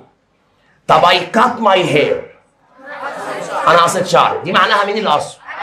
حلو. يبقى دي معناها I cut it by myself. وعلى فكرة انت لو بصيت عليها هتلاقيها باينة جدا في حتة معينة. ايه هي بقى؟ استنى كده. انا جعلت شعري يقص، باين قوي ان مش انا اللي قصيت، صح؟ طب استنى، I ده الفاعل صح؟ have او get، هي هير عاقل ولا غير عاقل؟ كات كات كات ده تصريف. طيب اسمعني كده، الجمله اللي انا هقولها دلوقتي دي جمله الدرس. الجمله اللي هقولها دلوقتي دي جمله الدرس كله. طيب ركز كده معايا. الدرس عشان احله اخر السنه مطلوب حاجتين. مطلوب كم حاجه؟ قول معايا كده. واحد، اعرفه ازاي. واحد، اعرفه ازاي. اتنين، احله ازاي. اتنين، احله ازاي. طيب واحد، اعرفه ازاي لما الاقي هاف وجد بمعنى يجعل. لما الاقي هاف وجد بمعنى يجعل، يبقى كده انا عرفته. يبقى واحد، اعرفه ازاي لما الاقي هاف وجد بمعنى يجعل. اتنين، احله ازاي بقى؟ اهم جمله في الحصه النهارده. يبقى انا هعرفه هاف وجد بمعنى يجعل، وسهل على فكره. ماذر هاد هدى، الام امتلكت هدى؟ خلاص جعلت. I had the car repaired، انا امتلكت العربيه تصلحها، يبقى جعلت، فهتبقى باينه. يبقى اول حاجه انا بعرف الدرس ازاي لو هاف وجد بمعنى احله بقى ازاي.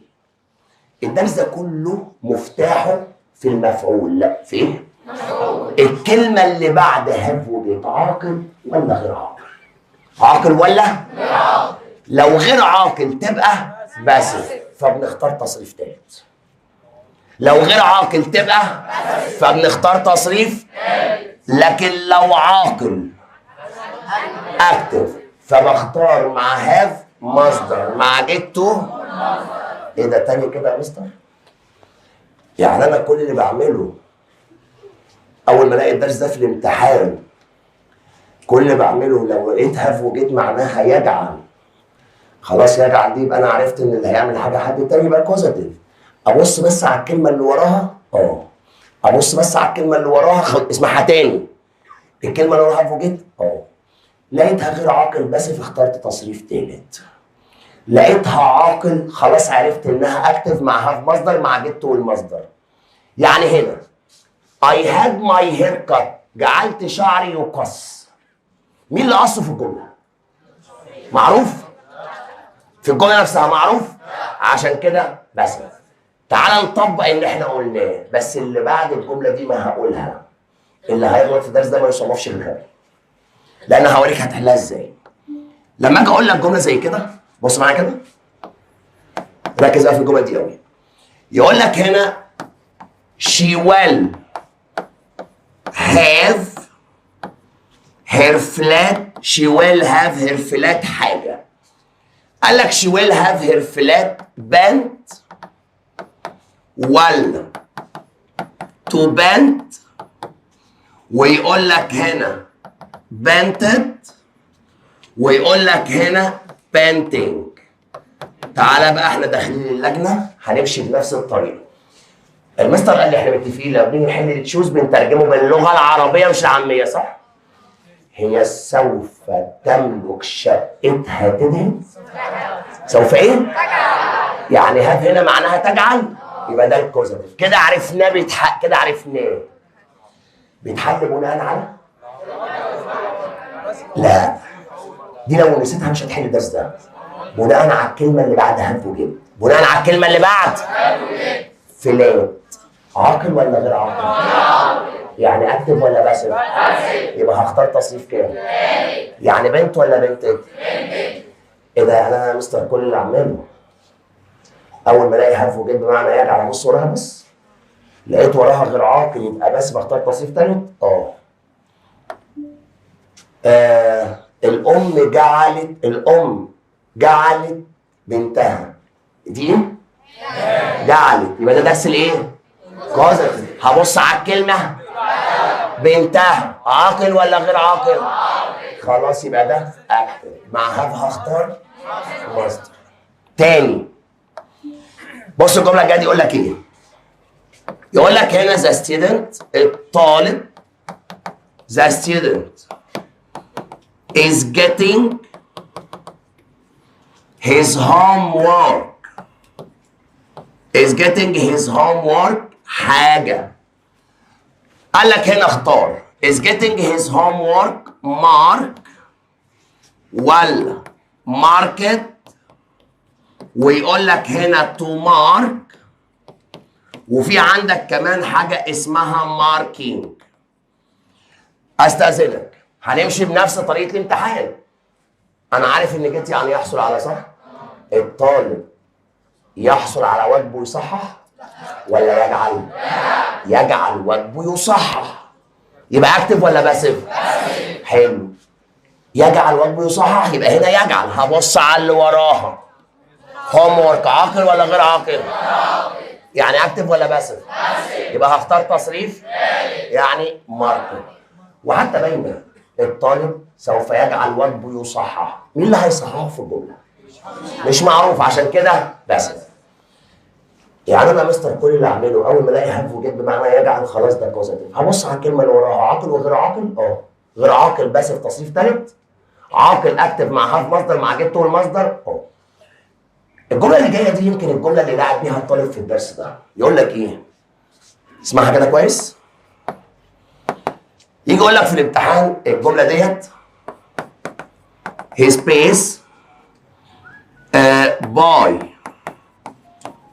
the mechanic yesterday. هو حاجة بواسطة الميكانيكي امبارح. قال لك اختار repaired his car ولا صلح عربيته ولا had his car repaired ولا got his car to repair. ويقول لك هنا have his car هنا has his car repairing. استأذنك نمشي واحدة واحدة. هو حاجة عربيته صلح العربية بواسطة الميكانيكي، يعني هو اللي صلحها؟ لا. يعني دي جملة عادية ولا كوزاتيف؟ طالما مش هو اللي عمل حاجة يبقى ده كوزاتيف. يعني لازم في كلمة ايه؟ هاف وجيت. هاف وايه؟ يعني تنفع ريبيرت؟ حلو. طب نشوف الباقيين. had his car repaired got his car to repair has his car repairing. استنى، هي كار عاقل ولا غير عاقل؟ يعني لازم بعدها تصريف كام؟ يعني تنفع تو؟ شلناها. كار عاقل ولا غير عاقل؟ يعني بس تنفع اي ان جي؟ يبقى الاجابه ايه؟ يبقى هاد هيز كار ريبيرد. ويا اخي لو ترجمتها هو جعل سيارته تصلح. طيب بص الجمله الجايه دي كمان. لما اجي اقول لك ايه؟ she by herself بنفسها. قال لك اختار she ايه؟ she washed the window غسلت الشباك ولا she had the window washed ولا she got the window to wash. ويقول لك هنا wash the window. لا ثواني.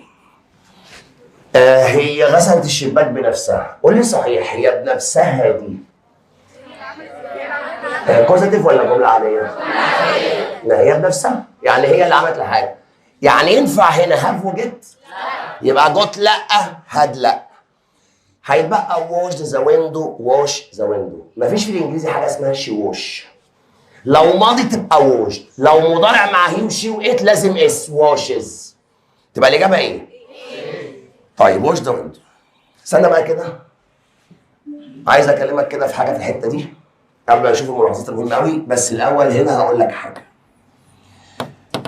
مفيش طالب في القاعه دلوقتي ما بقاش عارف ان انا لما الاقي هاف وجيت بمعنى يجعل، بمعنى ايه؟ يبقى ده كوزاتيف. هبص وراها لقيت عاقل او غير عاقل، غير عاقل باسف، هختار تصريف ثالث عاقل اكتف يبقى مع هاف مصدر مع جيت والمصدر، صح؟ ولا كده؟ الحصه اللي فاتت سمعت انت من الناس اللي بتذاكر الجرامر صح قالت لك انا بروح اكتبه واذاكره في نفس اليوم. طب انت هتحله كله النهارده صح، ليه كمان شهر هتنساه؟ اقول لك انا. افضل طريقه تعمل بيها الجرامر هتعمل ايه؟ روحت البيت كتبت القاعده دي ماشي. فاعل وهاف وجيت ثم مفعول عاقل ثم مصدر وطول مصدر، كتبتها ماشي. هتيجي بعد شهر تقراها ما انتش فاهم حاجه. عارف افضل طريقه تذاكر بيها الجرامر ايه؟ اقول لك انا، بس اسمعها كويس قوي عشان ده هتنفذه من النهارده لحد ما تخش اللجنه عشان لما تيجي تراجع. افضل طريقه تذاكر بيها الجرامر تعمل على كل قاعده جمله. على كل قاعده ايه؟ جمله. ازاي يا مستر؟ بس لازم ترد عليا في اللي جاي ده عشان ده الطريقه اللي هتمشي بيها الفتره الجايه. هو احنا فهمنا كوزاتيف الفاعل مش هو اللي عمل؟ ولازم نستخدم كلمه يجعل. انا جعلته يذاكر يبقى باينه ان اللي هيذاكر هو مش انا، صح؟ طيب نبدا بالاكتف. انا هقول لك وانت هترد عليا. يلا. انا جعلت احمد يساعدني. انت عارف يجعل كذا حاجه اللي هي ميد الاول. يلا. اي ميد احمد هيلب مي. دي عارفها صح؟ طب هو في حاجه تانية معناها يجعل؟ هاف او جيت، بس بعرفها امتى يجعل لو وراها ايه؟ عاقل، صح؟ طب اسمعها منك بهاف وجيت. انا جعلت احمد يذاكر. استنى، جعلت ماضي صح؟ اللي تحت ردوا بعد اذنكم. هل احمد ايه؟ صح. بص اول واحده ده الفاعل. هاف يبقى صح. هاف احمد عاقل استدي مصدر، ايوه صح، يبقى دي اول واحده. يبقى فاعل ثم هاف ثم عاقل ثم مصدر، ادي اول واحده. الثانيه انا جعلت احمد يذاكر، قولها بجيت ماضي. اي جوت احمد ايه؟ صح. يبقى فاعل ثم جيت ثم عاقل وراها تو. يبقى انا كده حفظت القاعده في الجملتين دول. تحفظها كده. I had علي study. I got علي to study. خلاص. ويبقى دي القاعده كلها هنا. ده بالنسبه للاكتف. وابقى عامل حسابي جعلت علي يذاكر، هو مين اللي هيذاكر؟ علي، يبقى معلوم. نيجي في الباسف. عايز ما انساش الباسف تاني. هتعمل الاتي. يلا كده. لما تيجي تقول لي هتحفظ لي الجمله دي، عايز تقول جعلت شعري يقص، اسمعها منك بالانجليزي. I had او got. I had my hair cut. تعرف تحفظها؟ قولها تاني. قولها تالت. طب دي فيها القاعدة كلها. بص ده الفاعل. استنى بس، ده ايه؟ انت قلت لي I had my hair ايه؟ ما سمعتهاش؟ حلو، اسمع كده. ده الفاعل. had يبقى have وجد، صح. my hair ده غير عاقل. cut ده تصريف يبقى القاعده كلها يبقى فاعل وهاف وجيت ثم غير عاقل ثم تصريف. ادي الدرس. I had علي study. I got علي to study ده الاكتف. I had my hair cut ده الباسف. فاعل وهاف وجيت ثم مفعول ثم هنا غير عاقل ثم. طب دي حاجه. نيجي بقى لحاجه ثانيه. الكلام ده فيه مشكله؟ لا. الحاجه الثانيه بقى المهمه جدا. انا عايز اخش اللجنه احل صح. ما هو احنا برضو الامتحان ده بنعدل بيه حاجات. حضرتك كمان شهر هتخش اللجنه بتاع امتحان عندنا هتنسى. طب امتحان اخر السنه اللي كان عامل الانجليزي بعد بدايه الامتحانات بشهر. ودي مصيبه في اللغه. هتبقى نسيت كل حاجه حتى بعد المراجعه اهو. عشان ما تنساش بعد ما كتبت ده في الكشكول هتعمل كده بالقلم. انا كل درس جرامر بشرحه بقول لك مفتاح الدرس ده صح؟ تقوم كاتب انت المفتاح بايدك. انا قادر امليه لك دلوقتي. تروح انت بقى تعمل ايه؟ انا عايز بقى اخش كده بعد ما كتبت القاعده اهي قدامي وفهمتها. اروح كده المستر قال لي لو لقيت هاف وجيت بمعنى يجعل يبقى ده الكوزاتيف. ببص على الكلمه اللي بعدها. لقيتها غير عاقل يبقى ده باسف وهختار تصريف ثالث. لقيتها عاقل يبقى ده اكتف وهختار بعدها في مصدر بعد جيت والمصدر. مستحيل تغلط. تاني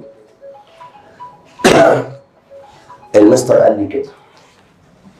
خلاصة الدرس انا عايز بقى خلاص انا فهمته عايز اخش احل.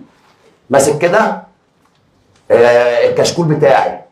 فين الجمله اللي هحل بيها الدرس؟ واحنا الكلام ده بنعمله من اول السنه وهنكمله كده. المستر قال لي لو لقيت هاف وجيت بمعنى يجعل يبقى ده الكوزاتيف. تبص على الكلمه اللي بعدها. لقيتها غير عاقل يبقى باسف اختار تصريف ثالث. لقيتها عاقل مع هاف مصدر مع جيت والمصدر. ده صعب. يبقى كده واحد كده قانونا في الجرامر دائما. الاستاذه اللي كتبتها دلوقتي انت ضربتي نفسك. لان انا عايزها تتكتب في البيت وانا بذاكر. يمكن تزودي كلمه تنقصي كلمه. يبقى القانون من اول النهارده عشان اظبط الجرامر. واحد بحفظ القاعده واعمل عليها مثال احفظه في دماغي. 2 اكتب لنفسي المفتاح بتاع الدرس. والمفتاح ده انا كل حصه بقوله. تقوم كاتب مفتاح الدرس ده عشان احله في الامتحان 1 2.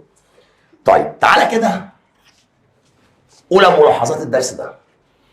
هو احنا هنا يا جماعه قلنا فكرني كده في الجمله المعلومه الفاعل وهاف وجيت ثم مفعول ثم مع هاف مصدر مع جيت تو صح كده؟ طب نقولها تاني معلش كده اسمعها منك. احنا قلنا هنا ادي ملحوظه اهي. لو انت افتكرت بتاعت الجمله اللي انت قايلها مش تنساها. يلا كده اول ملحوظه.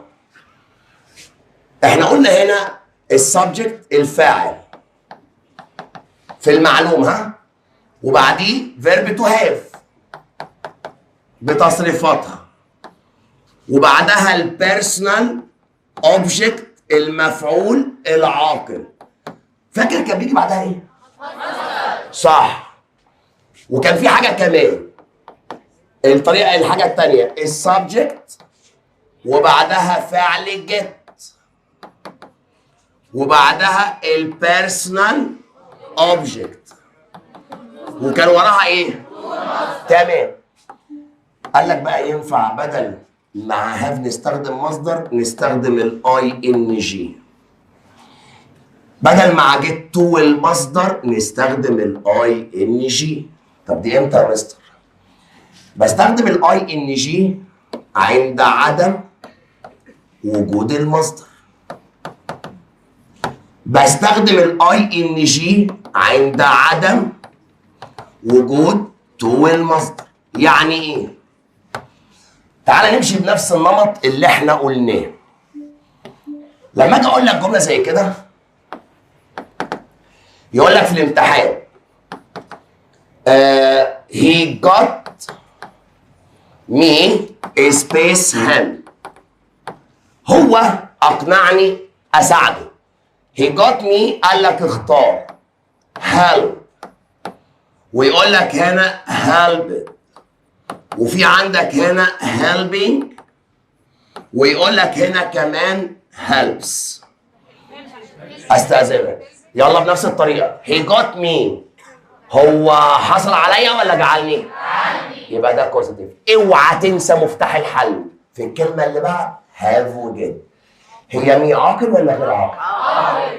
يبقى هنستخدم تو المصدر. اختارها. لو كانت موجوده كنا اخترناها. موجوده هنا يبقى في الحاله دي هختار ايه؟ اي ان جي. يعني انت قصدك يا مستر هاف وراها عاقل باخد اي ان جي. ما لقيتش الاي ان جي، ما لقيتش المصدر، ما لقيتش مصدر هاخد الاي ان جي. جيت وراها تو المصدر، ما لقيتش المصدر هاخد الاي. طب لا يا مستر لو لقيت تو المصدر اكيد هتختارها.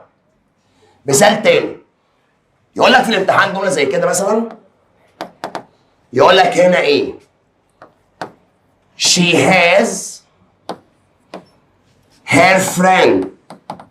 she has her friend space to هنا the party الحفله. هي حاجه صاحبتها تحضر الحفله. قال لك اختار attends ولا to attend. ويقول لك هنا attended وفي عندك كمان attending. ثواني بعد اذنك. يلا she has her friend. هي تملك صاحبتها ولا تجعل؟ يبقى ده كوزاتيف. صاحبتها يبقى هستخدم مصدر. فين المصدر هنا؟ attendance ولا to attend ولا attended؟ مفيش. ما هي الاس دي مش مصدر. يعني هنا مفيش attend. يبقى في الحاله دي هختار ايه؟ تبقى الاجابه ايه؟ attending. تمام. يعني هنا يا مستر كده الحته دي كده من الاخر خلاص. انا لو لقيت بعد هاف اي ان جي ما لقيتش مصدر هاخد اي ان جي. جبت والمصدر ما لقيتهاش اي ان جي. اللي جايه دي ما جاتش ولا مره ثانويه عامه. بس اعتقد لو عايز يلاعب طالب هيجيبها. ليه بقى؟ يقول لك ايه؟ هو في مدرسين كده صيع زي الشريف المصري بيقولوا لكم لما تلاقي هاف وجيت وراها غير عاقل اختار تصريف ثالث. وبيقول لك لما تلاقي عاقل مع هاف مصدر مع جيت والمصدر بيحفظوها كده يعني عامل فيها صيع. طب ماشي. هو نسي يقول لكم ان مفيش حاجه اسمها انجليزي من غير ترجمه. طب انا هوقعه لكم. هو احنا اتفقنا صحيح؟ فكرني كده بعد اذنك. لو المفعول عاقل تبقى الجمله اكتف. لو المفعول غير عاقل تبقى الجمله مش ده احنا متفقين عليه؟ تمام. يجي بقى هو يقول لك طب ماشي. قد يكون المفعول عاقل. المفعول ايه؟ والجمله باسف. والجمله ايه؟ وهنا غالبا ستجد باي. ايه دي يا مستر بقى؟ اسمعني كويس فيها. هنمشي بنفس النمط بس الحاجات دي بقى ينفع اجيبها في نظامكم. يقول لك ايه؟ بص المثال ده. اول مثال يقول لك هنا he got his son حاجه by the teacher عن طريق المدرس. قال لك he got his son to punish ويقول لك هنا punished وفي عندي كمان punishing جملة كمان. يقول لك هنا she will have her daughter حاجة left by her brother. ويقول لك اختار she will have her daughter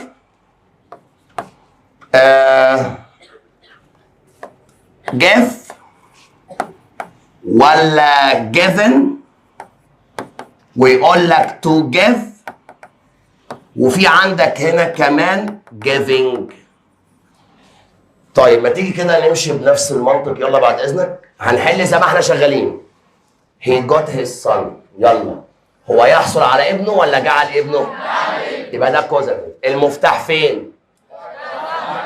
اللي بعد هاف وايه؟ اللي هينسى الكلمه دي مش هيحل درس خالص. son عاقل ولا غير عاقل؟ يبقى هنختار ايه؟ ها؟ تو المصدر، مش احنا متفقين على كده؟ فهنقوم مختارين تو بانش وتطلع اجابه غلط. استنى بقى، هو انت هتقول هو جعل ابنه يعاقب بواسطه المدرس ولا يعاقب؟ يعاقب دي طالعه من بقك، معلوم ولا مجهول؟ يعني اكتف ولا باسف؟ هو احنا في الباسف كنا بنستخدم تو ولا تصريف ثالث؟ يعني بانش ولا بانشت؟ ايه ده يعني يا مستر ممكن يبقى المفعول عاقل والجمله باسف؟ هعرفها من المعنى. ثانيا هتلاقيه كاتب لك باي. تاني she will have her daughter، سوف تملك بنتها ولا تجعل؟ تجعل، يبقى ده كوزاتيف. بنتها عاقل، الطبيعي ان اختار مصدر. سوف تجعل بنتها حاجه توصيله بواسطه اخوها، سوف تجعل بنتها تعطي ولا يعطى لها توصيله؟ يعطى لها، ده اكتف ولا باسف؟ يعني مصدر ولا تصريف ثالث؟ تبقى الاجابه ايه؟ جافن. استنى كده، ركز بقى في اللي هقوله ده بعد اذنك عشان ما يحصلش معاك توهان في الحته دي. بص انا هعمل ايه دلوقتي. انا خلاص كده عرفت ان الكوزاتيف الفاعل مش هو اللي عمل الفعل، ودايما بقول كلمه يجعل. انا جعلت صاحبي يكلم ابويا، يبقى هو اللي هيكلمه، يبقى كلمه يجعل. انا عندي الاول في المعلوم انا حافظ كده، انا هحفظ الجمله انا جعلت علي يذاكر، I had علي study، او I got علي to study. يبقى هنا في have، او في have وراها عاقل خدنا مصدر، got وراها عاقل خدنا تو والمصدر. في الباسف انا هحفظ الجمله دي I had my hair cut، جعلت شعري يقص. ما هي مش باين مين اللي قصه، يبقى I had يبقى فاعل وهاف وجت ومفعول غير عاقل وراها تصريف ثالث.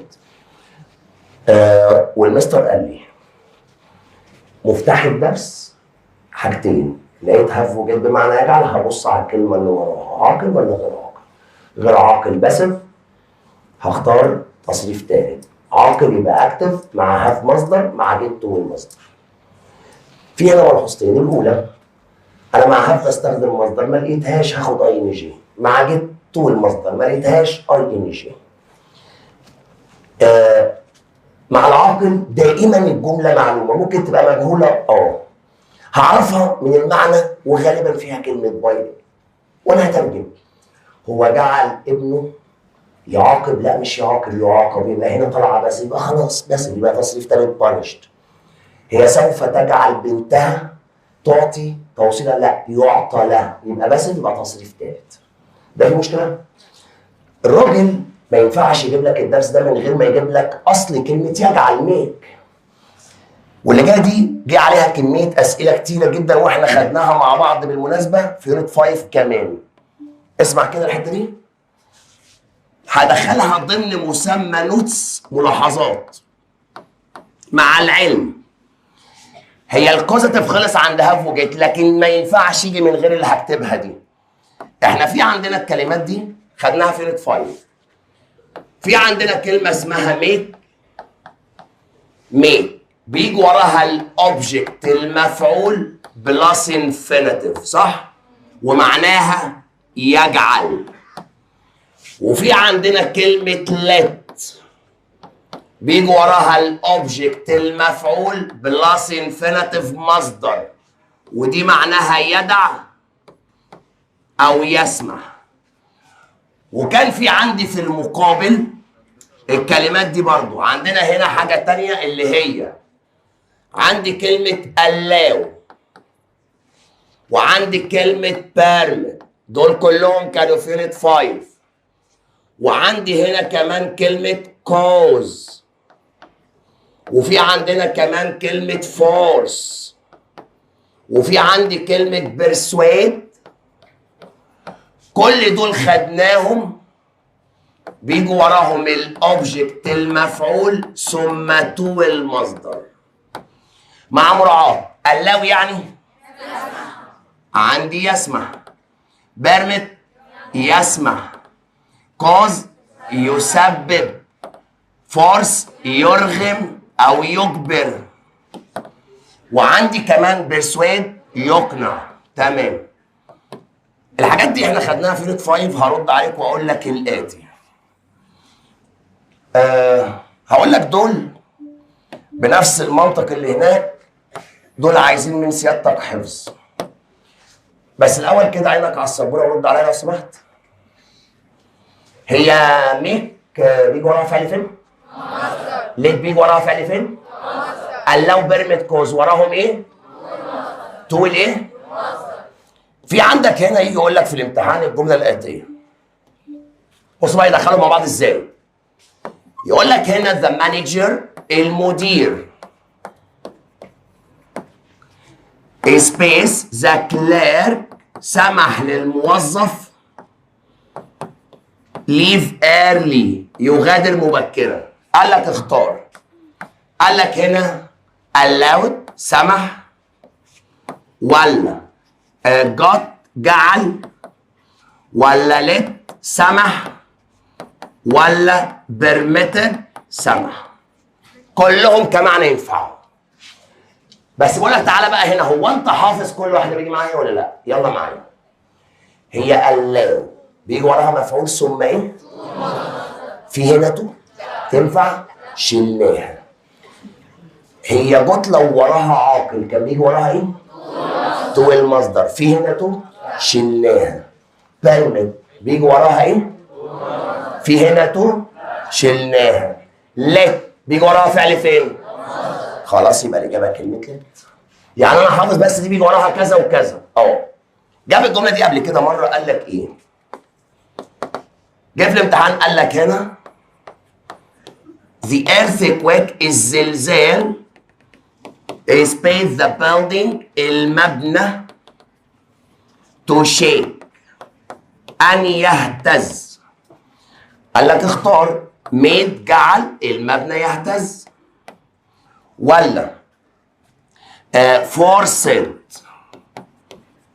ولا got جعل برضو. ويقول لك هنا كمان cause تسبب. كلهم ينفعوا كمعنى. بس يلا بعد اذنك، هي مين بيجي وراها فعل فين؟ مفعول ومصدر. طب ادي المفعول بس فيه هنا تو تنفع؟ شلناها. هي جت لو وراها غير عاقل كانت بتبقى باسف، كان بيجي وراها تو ولا بي تصريف ثالث؟ تنفع؟ شلناها.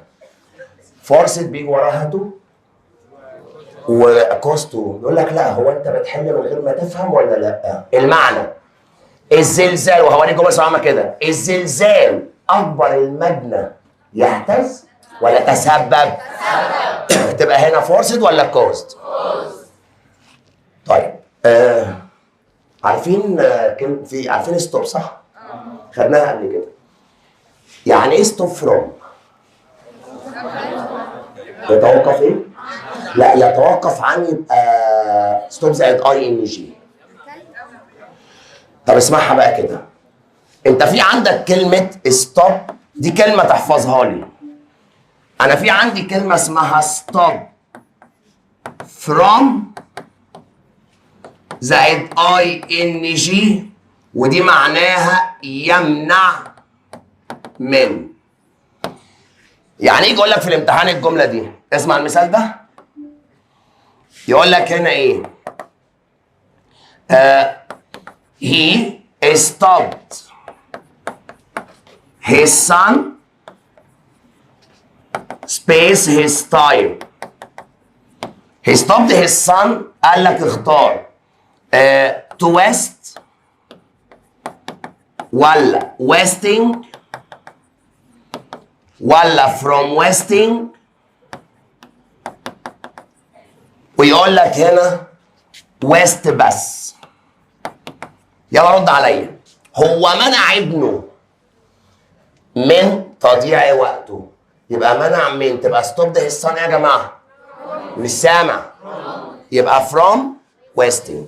طيب رد عليا بقى في اللي جايين دول. انا هسال وانت هترد. قول لي صحيح كده، هي كلمه كوزيتيف يعني جمله ايه؟ سببيه. معناها الفاعل هو اللي عمل الفعل؟ لا صح؟ مش الفاعل. طب لازم يبقى فيها ايه؟ كلمة ايه؟ يجعل. انا عندي كذا كلمة يجعل. قول معايا كده الكام جملة دول يلا. لا صبر، بس من غير ما ابص على الصبر بقى. انا جعلت علي يذاكر، عايزها بميك الاول. I made علي study. صح، ميد وراها مصدر. في حاجة تانية معناها يجعل؟ ايه؟ have وجيت. طب يلا، انا جعلت علي يذاكر. I had علي study. يبقى هب لو وراها عاقل وراها فعل فين؟ مصدر. التالتة I got علي to study. جعلت علي يذاكر. هي دي اكتب ولا بس؟ اكتب. لان فاعل موجود صح؟ طيب الباسي بستأذن حضرتك كده. الجمله اللي انت مش هتنساها. جعلت شعري يقص. اوعى تنسى دي.